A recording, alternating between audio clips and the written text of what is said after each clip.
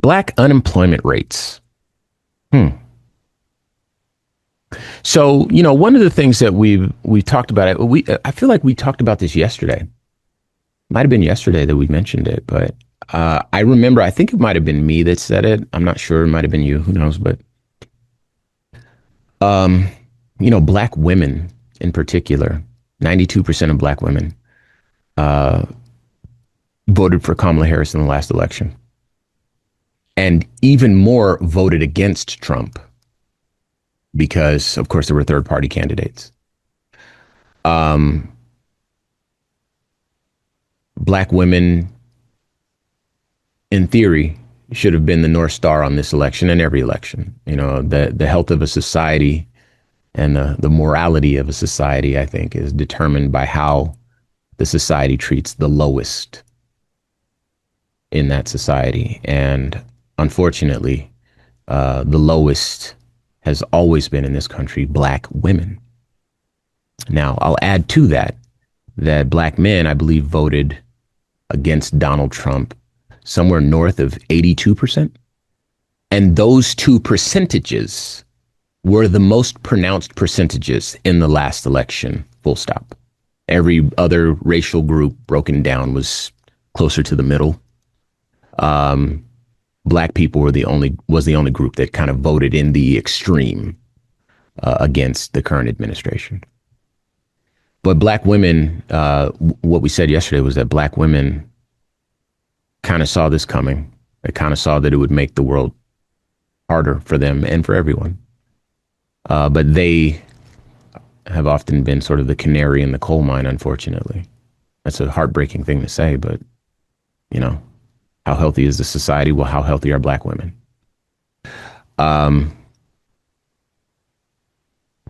They warned us. They told us. I was a black woman running for president.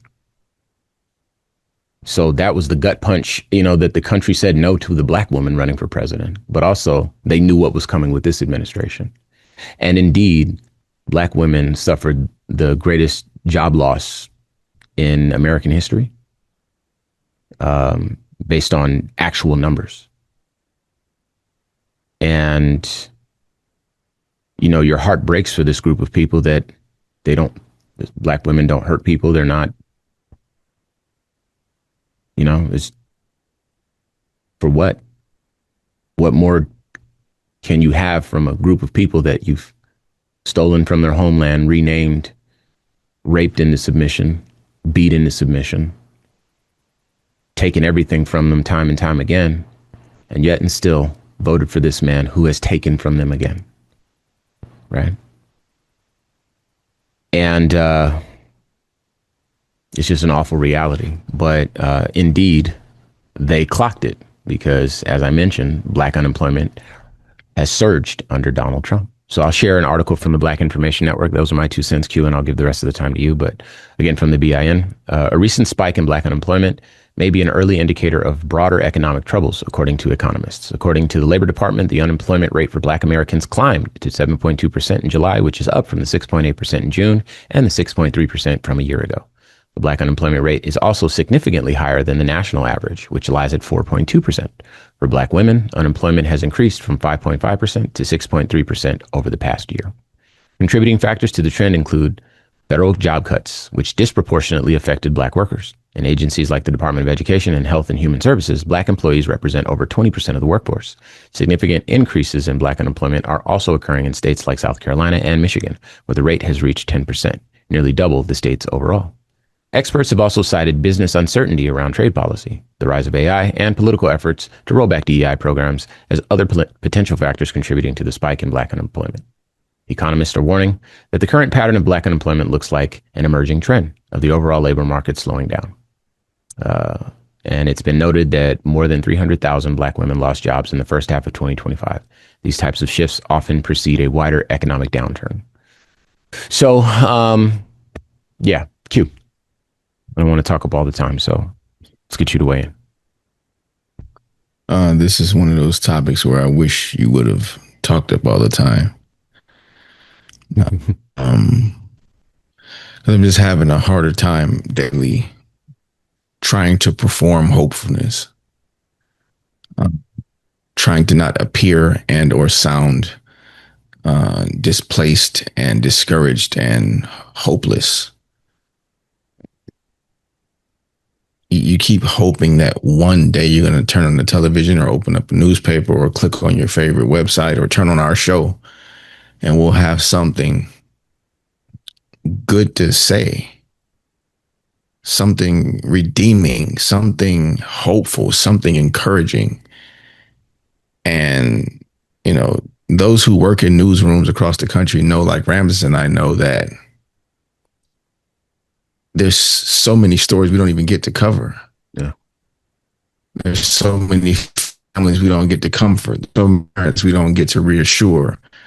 There's so many things that we see that we just don't, there's not enough time in the day to talk about all of the difficult things that happen, except we know they're happening because we get those stories, we get those headlines, we go through our databases and we talk about the stories that are either already receiving the most coverage or that we think, have some significance and a lot of people will be impacted by it. Like this story I didn't want to do, just to bring you guys behind the curtain.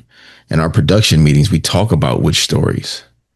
And I didn't want to do this story because it was like, man, we just told people that Black women lost the most jobs and had the largest surge in unemployment in the history of the United States. We're going to piggyback that with, another surge in unemployment for Black people in general. And Ramses responsibly said, man, people need to know this stuff. And I agree. I just wish it mattered. I wish our sadness and our outrage and our disgust and our frustrations mattered. I wish, how do all the people with all the stuff, or how are all the people who have all the stuff, all the money, all the resources, all the access to food, to healthcare, to yachts, infinity pools, mansions, private jets, helicopters, those people who should be having the happiest life, how are all of them on the bad team? There's no people with power and resources and money and influence who aren't bad people, who aren't completely selfish, apex predator capitalist. Nobody cares about everybody else that has it. You got $1 billion. You got multiple $1 billion. You have all the success anyone could ever want. Your children's children will never want for anything. And at this rate, we hope your children's children have a planet because, we're getting rid of satellites that show us the effects of climate change so we can pretend it's not happening. None of you care about everybody else or anybody else? Or have you guys started construction on your private bunkers that will make sure that you and yours have all you need while the rest of us starve and wither away?